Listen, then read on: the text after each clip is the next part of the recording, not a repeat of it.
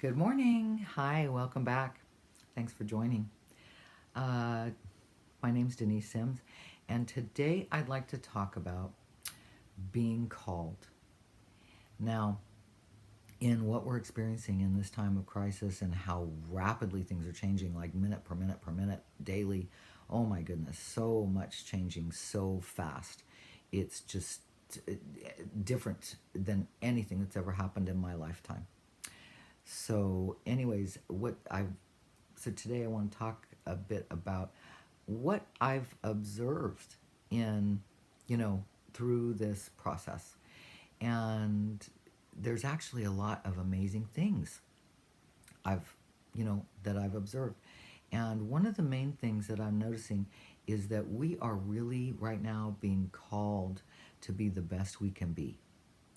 And that includes taking care of ourselves, number one, because when we take care of ourselves, we can then take care of others and be helpful to others. It's kind of like a best metaphor is when you're on a plane and they always talk about, if something happens and you have to use your oxygen mask, put it on yourself first so that you can take care of your kids. Because if you don't put it on yourself first and you put it on your kids first and then you're not there to help your kids.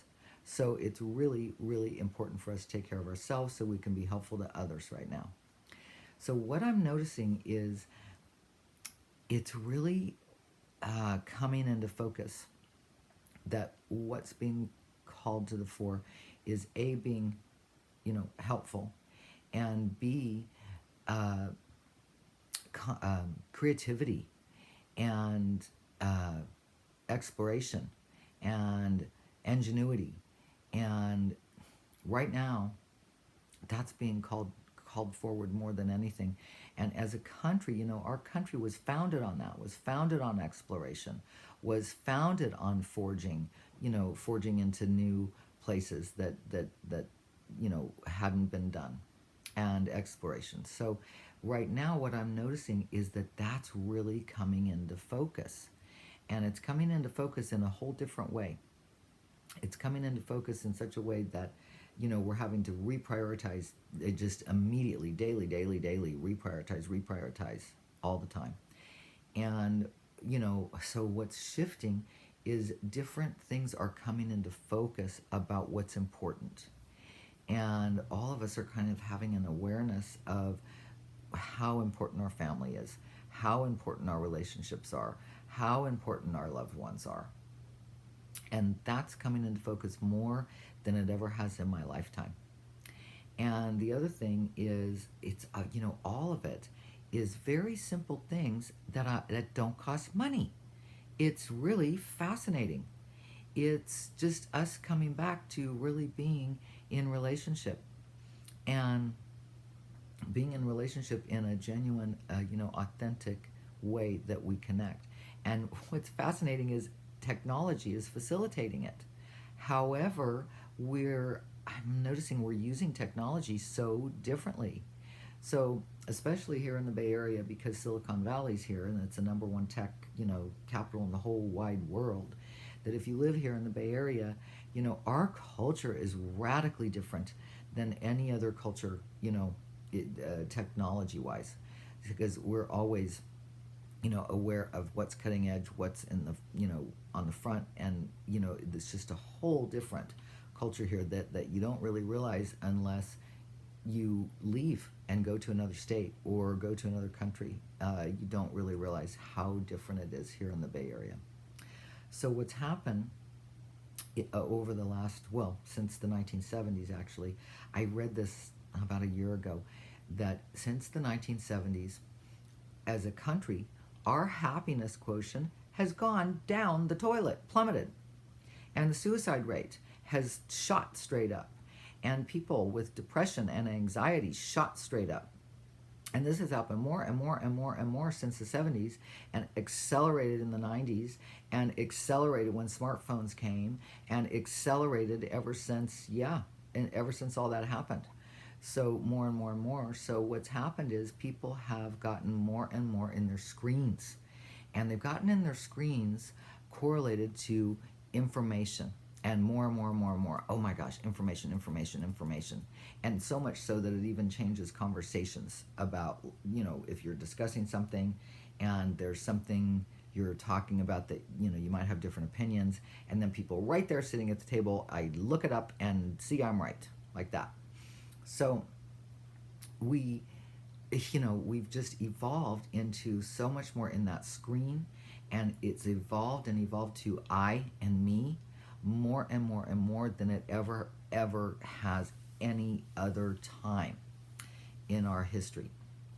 And then also, being the kind of society we are, and entrepreneurship, and um, making money, that has also contributed to, the more challenging it is to generate income, and the higher prices get, especially here in the Bay Area. We work more and more and more and more, and we also are in our screen more and more and more, and isolating, isolating, isolating. And as we do that, and we're not having connection, genuine connection with people around us, as we do that, it people become isolated, they get depressed, they get anxiety, and they don't know why. So it's fascinating. As a country, our happiness quotient is actually lower than any other country. And that was actually about a year and a half ago I read that. So I don't know what it is, but I really would guess that it's worse now than it was a year and a half ago. And, that happiness quotient, they compared it to the Great Depression. And let's see, World War II also. And what they noticed is the happiness quotient in the Depression, and also during World War II, that the happiness quotient in the United States was far, far, far greater than it is now, and since the 1970s and beyond.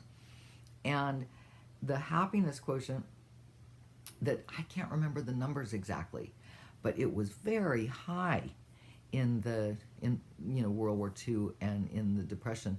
Oddly enough, it was far, far higher. And so here we've been in this, great economy and technology and all this stuff. And what's happened is, as we've done that and gotten in our screens, more and more separation, more and more depressed, and less connection, and more of that I, me, and then also the business thing, and working more and more and more in the I, me thing, and I got to make money, and I got to make more money than you, and screw you, and, I'm all about myself, screw you. That has become more and more and more prevalent, and gone away from community and evolved into, I, me, what I think is important, what me, it's all about me and I, and what I think is important. And so we've really shifted away from community, and in a genuine kind of way. And what I'm noticing is community, it's fascinating because we're using the internet differently. We're using the internet to have dinner with friends or have dinner with family. And we're totally changing overnight about how we're using technology. We're using it now for genuine connection, creating community, mental health, feeling better, and connecting with friends and loved ones genuinely in a genuine way. And, until now, it's been more and more and more for information. And I want to make a distinction. Information is different than knowledge, and lowercase k knowledge is different than uppercase k knowledge. And so we've got information, small k knowledge, big K knowledge. And what happens is that information that goes in, and it just goes right into that frontal cortex, and it's just a bunch of stuff, information. And then when we study something and we learn a body of knowledge, and that goes into lowercase knowledge when we learn a body of knowledge. Now, as we learn that body of knowledge and we integrate it, and we become more and more experienced with that body of knowledge within that, and integrate it within ourselves, that over time, and it takes time to integrate and become capital K knowledge, and know that really capital K knowledge. And so anyhow, over the last 20 years, and with the technology going, up and up and up, and people being in their screens, we have become information addicts. I mean, oh my goodness, information addicts. And the more we become an information addict, the more we go I me and we isolate, isolate, isolate, and that happiness quotient plummets. And anxiety goes up from lack of connection, and depression goes up from lack of connection, and suicide through the roof due to lack of connection. So I am just finding it fascinating that this whole global crisis is, you know, causing us all to push the pause button.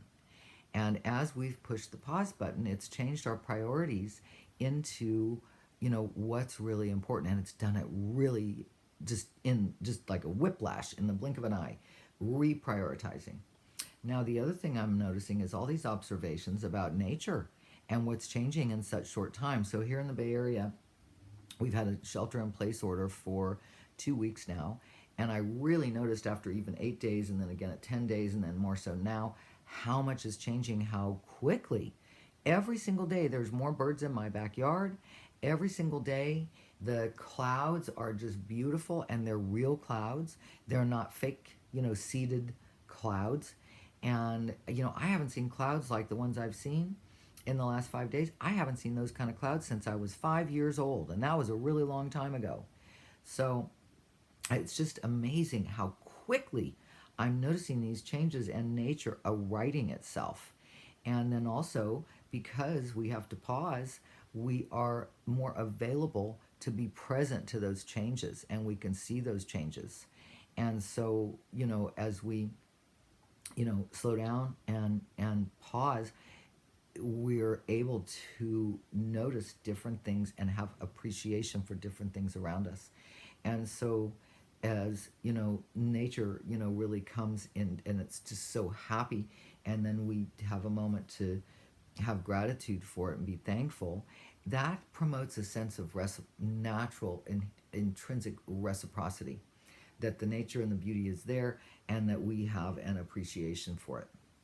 And as we do that more and more, it creates this natural sense of love and reciprocity. So whether it's even to nature and appreciating that around us, or people we love, it's just a whole different energy than what's been going on as far as technology and information, addiction to information, and the I me thing.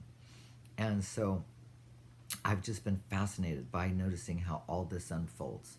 So what's being called forward for us right now is really, like I said, being our best, and creativity and innovation. And so with all our different skill sets, and then looking at what's being called to the fore, take a look at what you need to do for yourself, and do that. B, what you need to do for your family and loved ones, and do that. And then after that, if you have energy or space to expand to your community and be of service to your community, then do that. And being helpful and in service to those around you is, really refocusing our culture and us as a nation, and us as a world. So what I want to ask you today is, I want to leave you with some questions of, what do I need to do for myself, take care of myself? And then what are my skill sets that I can put forward that are being called, some things being called forward, and what are my skill sets that I can put forward to be helpful? And so I'd love to hear your comments of what's helpful for you, or what you're noticing you'd like to put forward. And also, please feel free to, like and share this video if you're finding it helpful. And let's see. And if you like and you want more information, feel free to go to my website, denisesims.com, and you'll see Samaxian Coaching there. Both of my denisesims.com and Samaxian Coaching are now all in one site. And so you'll also see some helpful things there as well. So thanks so much for joining, and I look forward to the next post. And I don't know till I post it. All right. Thanks. Have a great day.